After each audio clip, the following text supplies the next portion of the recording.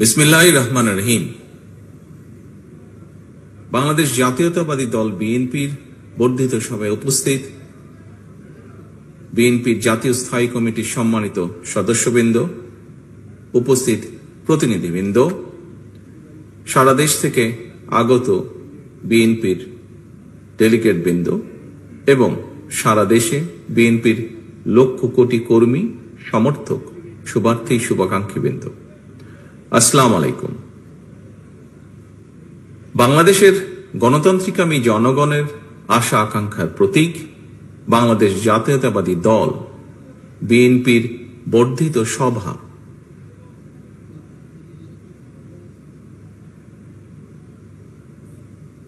বিএনপির সর্বশেষ বর্ধিত সভা অনুষ্ঠিত হয়েছিল 2018 সালের 4 ফেব্রুয়ারি। সেই অনুষ্ঠানে প্রধান অতিথি ছিলেন mother of democracy Begum Khaleda Zia. ফ্যাসিবাদী শাসনকালে এরপর আর বিএনপির বর্ধিত সভা কিংবা কাউন্সিল অনুষ্ঠান করা সম্ভব হয়নি। চিকিৎসাধীন থাকায় দেশনেত্রী বেগম খালেদা জিয়া আজকের এই গুরুত্বপূর্ণ সভায় উপস্থিত থাকতে পারেননি। তবে তিনি এই সভার সাফল্য কামনা করেছেন। তিনি আপনাদের কাছে দোয়া চেয়েছেন। প্রিয় সহকর্মীবৃন্দ, দেশনেত্রীর শারীরিক সুস্থতার জন্য আমরা আল্লাহর দরবারে দোয়া কামনা করছি। এই মানুষটির সম্মোহনী ব্যক্তিত্ব আর সুদক্ষ নেতৃত্বে বিএনপিকে পৌঁছে দিয়েছিল সারা দেশের প্রতিটি গ্রামে, প্রতিটি ঘরে। আজকের এই বর্ধিত সভা শুরুতেই আমি বিএনপির প্রতিষ্ঠাতা, স্বাধীনতার ঘোষক শহীদ রাষ্ট্রপতি জিয়াউর রহমানকে শ্রদ্ধার সাথে স্মরণ করতে চাই। তিনি একদলীয় অভিশপ্ত বাকশালের অন্ধকারচ্ছন্ন বাংলাদেশে জ্বালিয়েছিলেন গণতন্ত্রের আলো। মরহুম শেখ মুজিবুর রহমানের নিষিদ্ধ করা সকল রাজনৈতিক দলগুলোকে বাংলাদেশে রাজনীতি করার সুযোগ করে দিয়েছিলেন শহীদ জিয়া। জনগণের ভালোবাসায় ধন্য বিএনপির হাতে গণতন্ত্রের ঝান্ডা তুলে দিয়েছিলেন। প্রিয় সহকর্মীবৃন্দ, বিএনপির জন্ম থেকে আজ পর্যন্ত গণতন্ত্র প্রতিষ্ঠা এবং স্বৈরাচার বিরোধী ধারাবাহিক আন্দোলনে যারা শহীদ হয়েছেন, আহত হয়েছেন, স্বজন হারিয়েছেন, যেসব পরিবার নিদারুণ দুঃখ কষ্টের মুখোমুখি হয়েছেন, যাদের ঘাম, শ্রম, মেধায় বিএনপি আজ আপামর জনগণের কাছে দেশের সবচেয়ে বিশ্বস্ত রাজনৈতিক প্রতিষ্ঠানে পরিণত হয়েছে, আজকের এই বর্ধিত সভার শুরুতেই আমি তাদের প্রত্যেকের অবদানকে কৃতজ্ঞতার সঙ্গে স্মরণ করতে চাই। প্রিয় সহকর্মীবৃন্দ, সর্বোপরি 1971 সালের মহান মুক্তিযুদ্ধের লাখো শহীদ, দেশে গণতন্ত্র ও মানবাধিকার প্রতিষ্ঠার দীর্ঘ ধারাবাহিক সংগ্রামে যারা শহীদ হয়েছেন, 2024 সালের জুলাই আগস্টে তাবেদার অপশক্তির বিরুদ্ধে দলমত নির্বিশেষে স্বাধীনতা রক্ষা যুদ্ধের সাহসী বীর আবু সাইদ, ওয়াসিম, মুগ্ধ, রিয়া গোপ, আব্দুল আহাদ সহ বিএনপির 5 শতাধিকেরও হাজারো শহীদ এবং আহত মুক্তিযোদ্ধাদের গভীর শ্রদ্ধার সঙ্গে স্মরণ করতে চাই। প্রিয় নেতৃবৃন্দ, হাজারো শহীদের আত্মত্যাগের মধ্য দিয়ে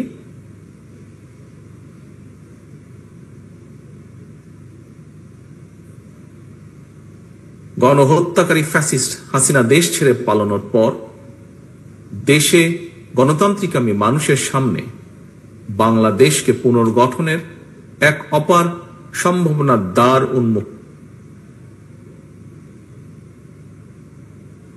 উৎসাহ করার জন্য এরই মধ্যে যন্ত্র শুরু হয়েছে।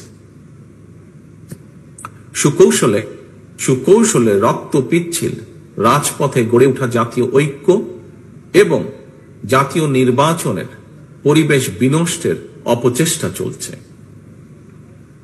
জাতীয় ঐক্য এবং জাতীয় নির্বাচনের পরিবেশ বিনষ্টের চক্রান্তের বিরুদ্ধে আমি আজ দেশের কৃষক, শ্রমিক জনতা, আলেম ওলেমা, পীর মাশায়েখ তথা সকল শ্রেণী পেশার মানুষকে আপনারা আজ এখানে যারা উপস্থিত হয়েছেন আপনাদের প্রত্যেকের মাধ্যমে তাদেরকে সতর্ক থাকার আহ্বান এবং অনুরোধ জানাই। যারা বাংলাদেশকে তাবেদার রাষ্ট্র বানিয়ে রাখতে চেয়েছিল তাদের ষড়যন্ত্র কিন্তু এখনো থেমে নেই। সংস্কার কিংবা স্থানীয় নির্বাচন এসব ইস্যু নিয়ে জনগণের সামনে এক ধরনের ধূম্র জাল সৃষ্টি করা হচ্ছে। রাষ্ট্র এবং রাজনীতিতে সংস্কার একটি ধারাবাহিক প্রক্রিয়া। বিএনপির কাছে সংস্কারের ধারণা নতুন কিছু নয়। সরকারে কিংবা বিরোধী দলে বিএনপি যখন যে অবস্থানেই দায়িত্ব পালন করেছে, জনগণের আকাঙ্ক্ষাকে ধারণ করে সময়ের পরিপ্রেক্ষিতে সব সময় রাষ্ট্র, সরকার ও রাজনীতিতে প্রয়োজনীয় সংস্কার করেছে বিএনপি এবং করার চেষ্টা অব্যাহত রেখেছে।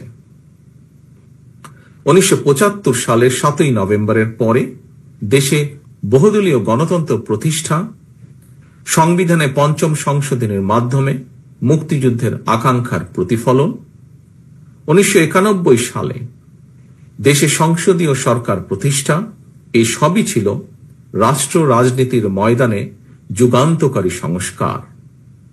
এছাড়াও বিভিন্ন মেয়াদে রাষ্ট্র পরিচালনার দায়িত্বে থাকাকালে বিএনপি সরকার স্কুল কলেজে বিনা বেতনে মেয়েদের শিক্ষার সুযোগ সৃষ্টি, রাষ্ট্র ও সমাজে মুক্তিযোদ্ধাদের যথাযথ মূল্যায়ন নিশ্চিত করতে মুক্তিযুদ্ধ মন্ত্রণালয় প্রতিষ্ঠা, বিশ্বের তথ্য প্রযুক্তির সঙ্গে তাল মিলিয়ে বাংলাদেশকে প্রস্তুত রাখতে বিজ্ঞান এবং তথ্য প্রযুক্তি বিষয়ক মন্ত্রণালয় প্রতিষ্ঠা, প্রবাসী বাংলাদেশীদের কল্যাণ নিশ্চিত করতে প্রবাসী কল্যাণ ও বৈদেশিক কর্মসংস্থান মন্ত্রণালয় প্রতিষ্ঠা, সবগুলোই ছিল রাষ্ট্র ও সরকারে কয়েকটি গুরুত্বপূর্ণ সংস্কার। প্রিয় সহকর্মীবৃন্দ, এই ধরনের আরো বহু সংস্কারের উদাহরণ আমরা উপস্থাপন করতে পারব। তবে ষড়যন্ত্রের পথ ধরে পলাতক গণহত্যাকারী স্বৈরাচার রাষ্ট্র ক্ষমতা দখলের পর সংস্কারের সকল পথ বন্ধ করে দেয়। বাংলাদেশকে চিরতরে তাবেদার রাষ্ট্রে পরিণত করে রাখতে গত ১.৫ দশকে দেশের শিক্ষা ব্যবস্থাকে প্রায় ধ্বংস করে দিয়েছিল, দেশের প্রতিরক্ষা ব্যবস্থাকেও নাজুক করে তুলেছিল, টাকা পাচার আর লুটপাট চালিয়ে দেশের অর্থনীতিকে ভঙ্গুর করে দিয়েছিল, অকার্যকর করে দেওয়া হয়েছিল দেশের সকল সাংবিধানিক এবং বিধিবদ্ধ প্রতিষ্ঠান, জনগণের ভোটের অধিকারকে হরণ করে জনগণকে রাজনৈতিকভাবে ক্ষমতাহীন করে দিয়ে দেশের স্বাধীনতা সার্বভৌমত্বকে বিপন্ন করে তুলেছিল। এমন পরিস্থিতিতে রাষ্ট্র, সরকার এবং রাজনীতির গুণগত পরিবর্তনের লক্ষ্যে mother of democracy Begum Khaleda Zia 2017 সালে ভিশন 2030 দিয়েছিলেন। এরই ধারাবাহিকতায় 2022 সালে বিএনপি 27 দফা কর্মসূচি ঘোষণা করে। পরবর্তীতে গণতন্ত্রের পক্ষের রাজনৈতিক দলগুলোর সঙ্গে মত বিনিময়ের মাধ্যমে ঘোষণা করা হয় 31 দফা কর্মসূচি। এই 31 দফা নিয়ে বর্তমানে বিএনপির উদ্যোগে সারা দেশে চলছে জনগণের সঙ্গে সংলাপ। প্রিয় সহকর্মীবৃন্দ, রাষ্ট্র, সরকার, রাজনীতি এবং রাজনৈতিক দল মেরামতের জন্য 31টি হলেও, দফা 31টি হলেও এর চূড়ান্ত লক্ষ্য একটি, এবং সেটি হল একটি নিরাপদ, গণতান্ত্রিক, মানবিক বাংলাদেশ বিনির্মাণ। ঠিক তেমনি এর উদ্দেশ্য একটি, সেটি হল রাষ্ট্র ও সমাজে জনগণের রাজনৈতিক এবং অর্থনৈতিক ক্ষমতায়ন নিশ্চিত করা। এটি নিশ্চিত করা না গেলে স্বাধীনতা, সার্বভৌমত্ব, গণতন্ত্র, নিরাপত্তা, সমৃদ্ধি কোনটি টেকসই হবে না। রাষ্ট্রের স্বাধীনতা এবং নিরাপত্তার জন্য জনগণের রাজনৈতিক ক্ষমতায়নের কোনোই বিকল্প নেই। রাষ্ট্র এবং সমাজে জনগণের রাজনৈতিক ক্ষমতা নিশ্চিত করার পূর্ব শর্ত হল প্রতিটি নাগরিকের ভোট প্রয়োগের অধিকার বাস্তবায়ন এবং এ লক্ষ্যেই একটি রাজনৈতিক দল হিসাবে বিএনপি বারবার জনগণের ভোটে জনগণের কাছে দায়বদ্ধ সরকার প্রতিষ্ঠা করার লক্ষ্যে জাতীয় নির্বাচনের দাবি জানায়। একজন রাজনৈতিক কর্মী হিসাবে আমি বিশ্বাস করি আজ এবং আগামী দিনের রাজনীতিতে বিএনপির এই 31 দফা হচ্ছে একটি বৈষম্যহীন গণতান্ত্রিক মানবিক বাংলাদেশ প্রতিষ্ঠার সনদ। তবে এই 31 দফাই শেষ কথা নয়। সময়ের প্রয়োজনে রাষ্ট্র, সরকার, রাজনীতি ও রাজনৈতিক দলের সংস্কারের জন্য এই 31 দফাতেও সংযোজন বিয়োজনের সুযোগ রয়েছে। এমনকি বিএনপির 31 দফার সঙ্গে বর্তমান অন্তর্বর্তীকালীন সরকারের সংস্কার প্রস্তাবের খুব বেশি ইস্যুতে মৌলিক বিরোধ নেই। সম্মানিত নেতৃবৃন্দ, বিভিন্ন সময় জাতীয় নির্বাচন নিয়ে প্রধান উপদেষ্টার বক্তব্য জনমনে ইতিবাচক ধারণা সৃষ্টি করলেও জাতীয় নির্বাচন নিয়ে কোন কোন উপদেষ্টার বিভ্রান্তিমূলক বক্তব্য, মন্তব্য স্বাধীনতাপ্রিয় গণতান্ত্রিকামী জনগণের জন্য হতাশার কারণও হয়ে উঠেছে। অন্তর্বর্তীকালীন সরকারের প্রতি বিএনপি সহ গণতন্ত্রের পক্ষের সকল রাজনৈতিক দলের নিঃশর্ত সমর্থন থাকলেও সরকার এখনো তাদের কর্ম পরিকল্পনায় অগ্রাধিকার নির্ধারণ করতে পারছে না বলেই মনে হচ্ছে। সারা দেশে খুন, হত্যা, ধর্ষণ, চুরি, ছিনতাই, রাহাজানি বেড়েই চলেছে। বাজার সিন্ডিকেটের কবলে পড়ে নিত্য প্রয়োজনীয় দ্রব্যমূল্য নিয়ন্ত্রণহীন। বর্তমান অন্তর্বর্তীকালীন সরকার এখনো মনে হয় দেশের আইন শৃঙ্খলা পরিস্থিতির উপরে সম্পূর্ণ নিয়ন্ত্রণ প্রতিষ্ঠা করতে পারেনি।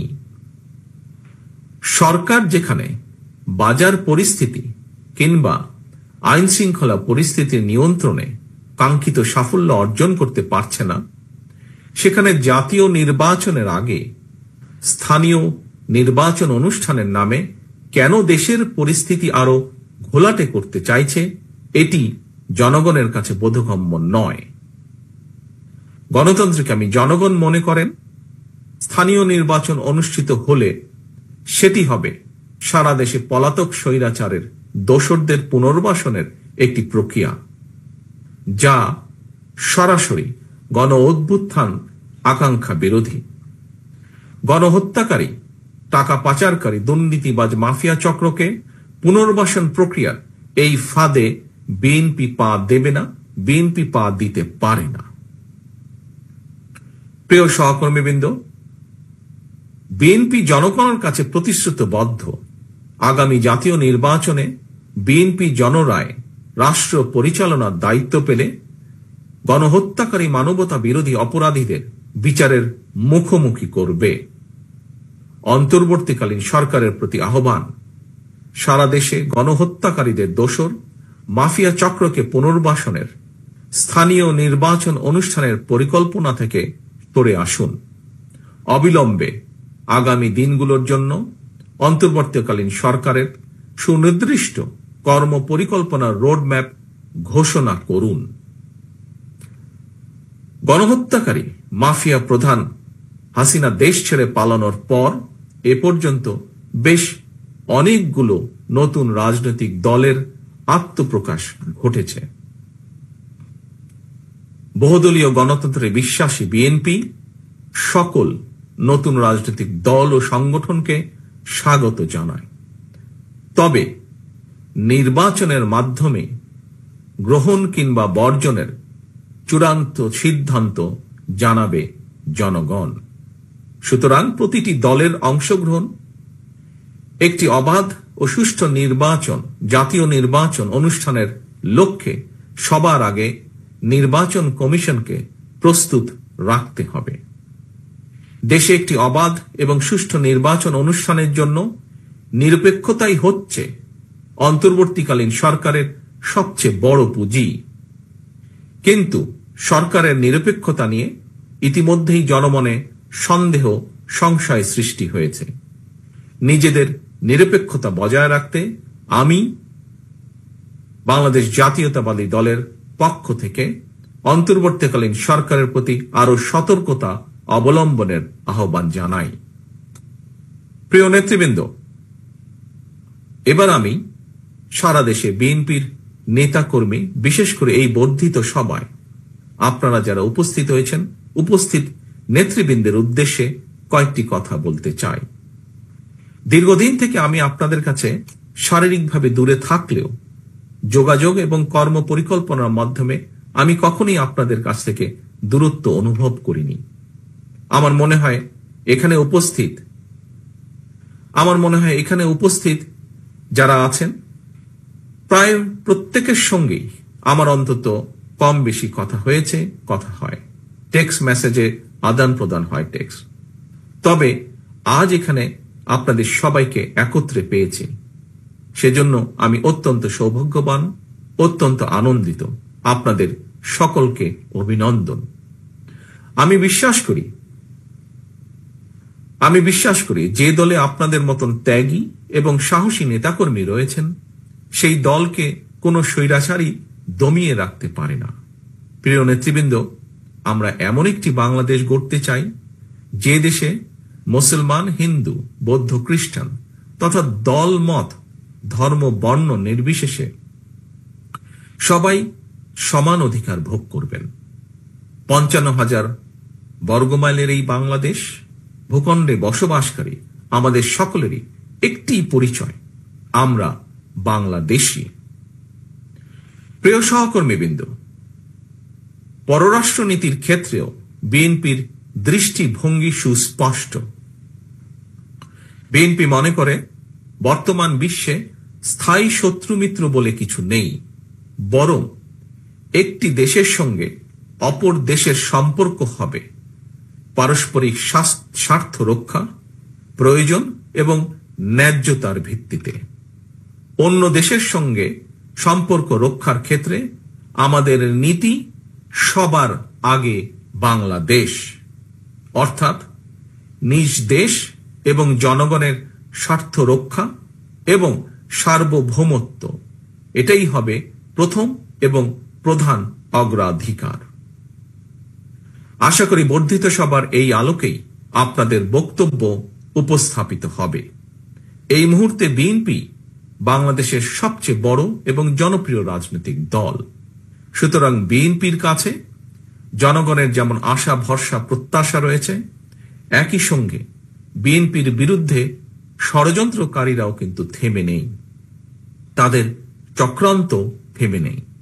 সুতরাং এই চক্রান্তকারীদের মোকাবেলা করে কিভাবে দলকে আরো শক্তিশালী এবং সুসংহত করা যায়, আমি আশা করি আপনাদের আলোচনায় সেই সম্পর্কেও সুনির্দিষ্ট প্রস্তাব থাকবে। প্রিয় সহকর্মীবৃন্দ, সারা দেশে তৃণমূল পর্যায়ের কৃষক, শ্রমিক, দরিদ্র, মেহনতি, স্বল্প আয় কিংবা মধ্যবিত্ত, নিম্ন মধ্যবিত্ত, পাশাপাশি ছাত্র ছাত্রী, তরুণ তরুণী তথা সকল শ্রেণীর পেশার মানুষের স্বার্থ রক্ষা এবং জীবন উন্নয়নে আপনাদের নিজ নিজ এলাকা ভিত্তিক কি ধরনের পদক্ষেপ নেওয়া যায়, আশা করি আপনাদের বক্তব্যে সে বিষয়গুলো উঠে আসবে। দলের সাংগঠনিক কার্যক্রমের পক্ষে অথবা বিপক্ষে অবশ্যই আপনারা সুনির্দিষ্ট বক্তব্য তুলে ধরবেন। তবে এই বিষয়ে আপনাদের দৃষ্টি আকর্ষণ করে বলতে চাই, সেটি হল বিএনপি একটি বৃহৎ পরিবার। এই পরিবারে নানা বিষয়ে আমাদের মতের অমিল থাকতেই পারে। সুতরাং বক্তব্য দেওয়ার সময় ব্যক্তিগত পর্যায়ের বিরোধকে এড়িয়ে যাওয়াই বাঞ্ছনীয় বলে আমি মনে করি। আমরা সবাই আমাদের ঐক্যের শক্তির সক্ষমতা সম্পর্কে অবহিত। সহকর্মীবৃন্দ, ঐক্যই আমাদেরকে বারবার বিজয় আর সফলতা এনে দিয়েছে। সুতরাং আমাদের অবশ্যই খেয়াল রাখা অত্যন্ত জরুরি, আলোচনা সমালোচনা যেন নিজেদের মধ্যেকার ঐক্য বিনষ্টকারী কিংবা দলের ক্ষতির কারণ না হয়। আরো একটি বিষয় আমি আপনাদের দৃষ্টি আকর্ষণ করে বলতে চাই, নেতা নেত্রীদের সম্পর্কে আপনারা বক্তব্য দেবার সময় দয়া করে প্রশংসা সূচক শব্দ চয়নের ক্ষেত্রে আরো বেশি সতর্কতা, বুদ্ধিমত্তা এবং পরিমিতের বোধের পরিচয় দেবেন আপনারা। সারা দেশে বিএনপির সর্বস্তরের নেতাকর্মী সমর্থক ভাই ও বোনেরা, গত ১.৫ দশকে সারা দেশে বিএনপি সহ গণতন্ত্রের পক্ষে বিভিন্ন দল ও মতের নেতাকর্মীদেরকে অবর্ণনীয় নির্যাতন, নিপীড়ন সহ্য করতে হয়েছে। কেবল বিএনপিরই প্রায় ৬০ লক্ষেরও বেশি নেতাকর্মীর বিরুদ্ধে ১.৫ লাখ রাজনৈতিক হয়রানিমূলক মামলা দেওয়া হয়েছে। বিএনপির কেন্দ্রীয় নেতা ইলিয়াস আলী, কমিশনার চৌধুরী আলমের মতন অনেক নেতাকর্মীরা আজ পর্যন্ত নিখোঁজ, খুঁজে পাইনি আমরা। শুধুমাত্র বিএনপি করার অপরাধে হাজার হাজার নেতাকর্মী সমর্থককে গুম, খুন, অপহরণ করা হয়েছে।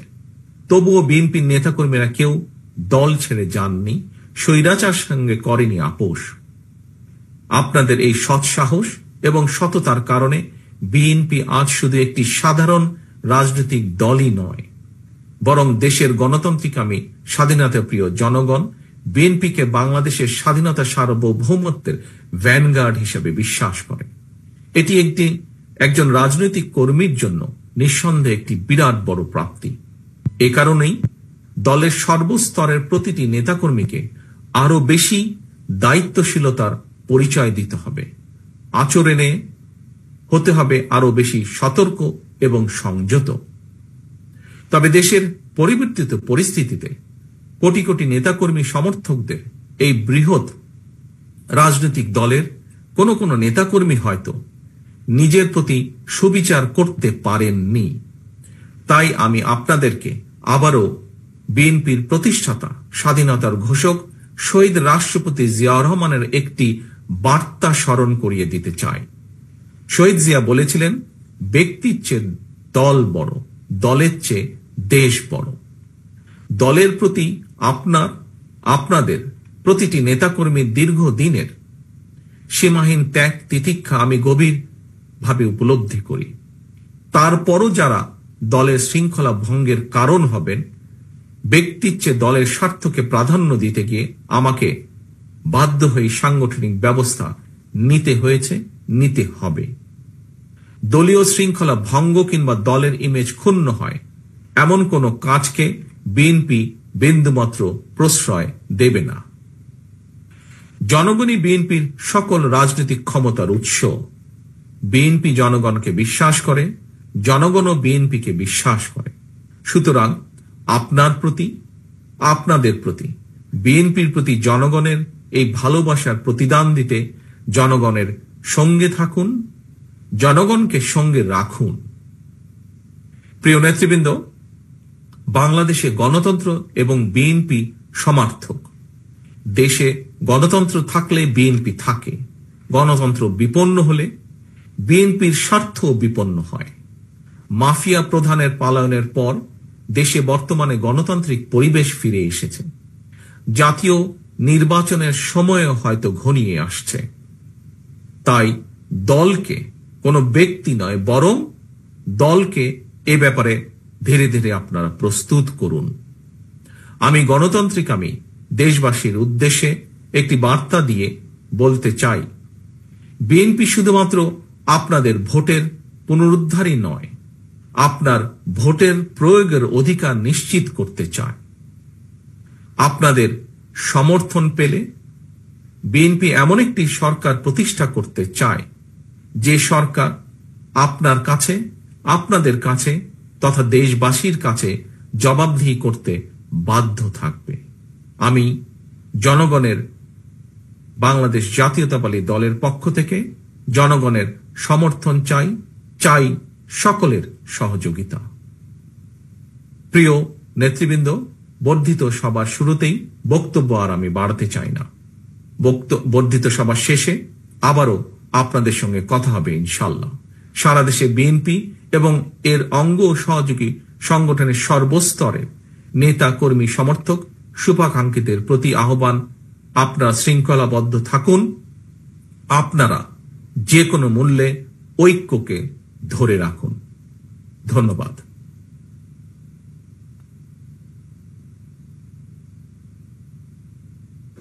হ্যালো, আমরা ধন্যবাদ জানাই ভারপ্রাপ্ত চেয়ারম্যান জনাব তারেক রহমান আপনার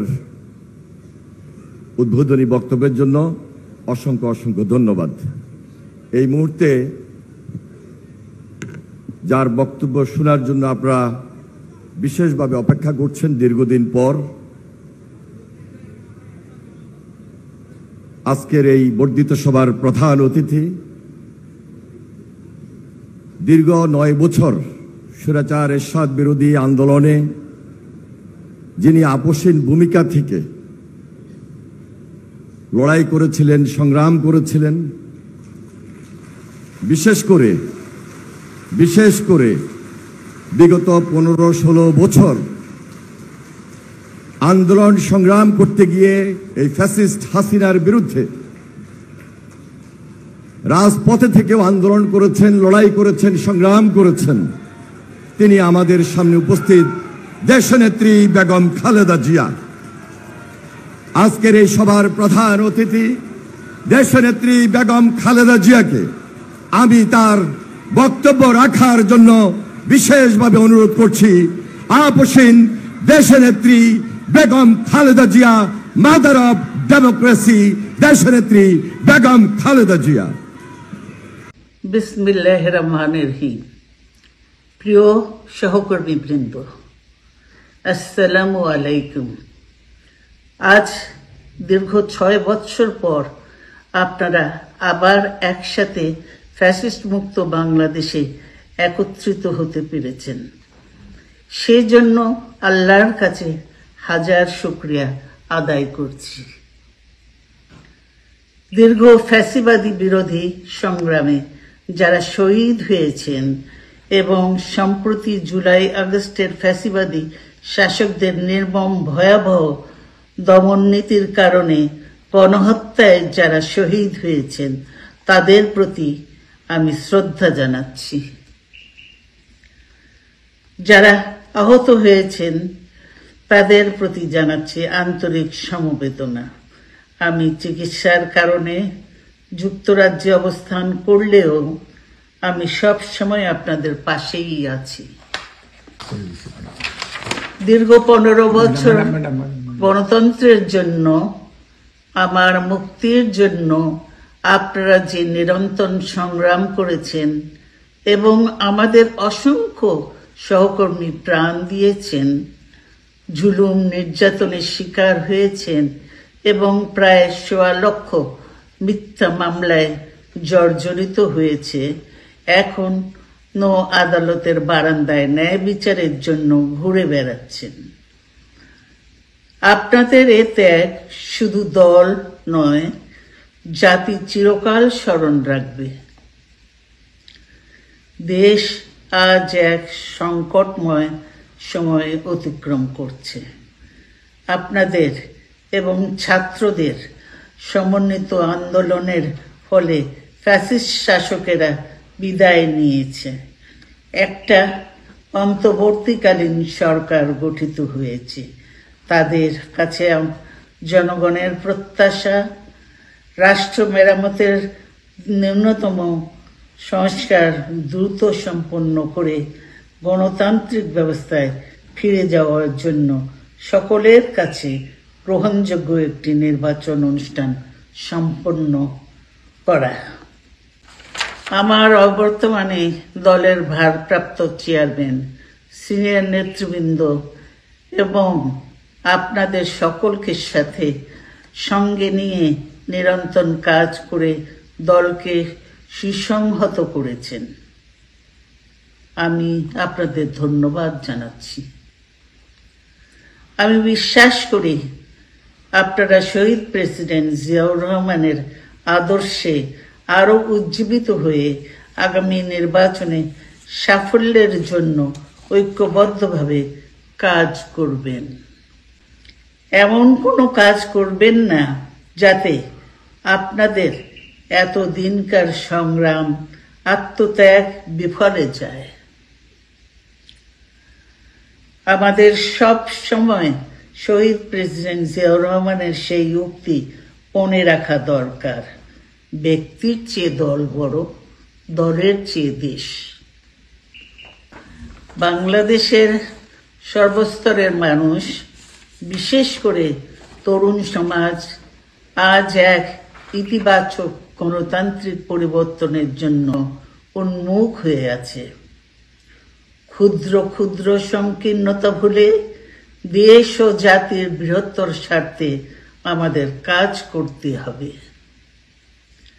এখনো ফ্যাসিস্টদের দোসররা এবং বাংলাদেশের শত্রুরা গণ অভ্যুত্থানের মাধ্যমে প্রাপ্ত অর্জনকে নস্যাৎ করার জন্য গভীর চক্রান্তে লিপ্ত রয়েছে। ইস্পাত কঠিন ঐক্যের মাধ্যমে জনগণকে সঙ্গে নিয়ে এবং চক্রান্তকে ব্যর্থ করে দিতে হবে। গণতান্ত্রিক বাংলাদেশ বিনির্মাণের জন্য আমাদের সকলকে একযোগে কাজ করতে হবে। আসুন আমরা আগামী দিনগুলোতে শহীদ জিয়াউর রহমানের স্বপ্নের আধুনিক, সমৃদ্ধ ও গণতান্ত্রিক বাংলাদেশ বিনির্মাণের জন্য আমাদের সর্বশক্তি নিয়োগ করি এবং এত ত্যাগের বিনিময়ে প্রাপ্ত এই অর্জনকে সুসংগত এবং ঐক্যকে আরো বেগবান করি।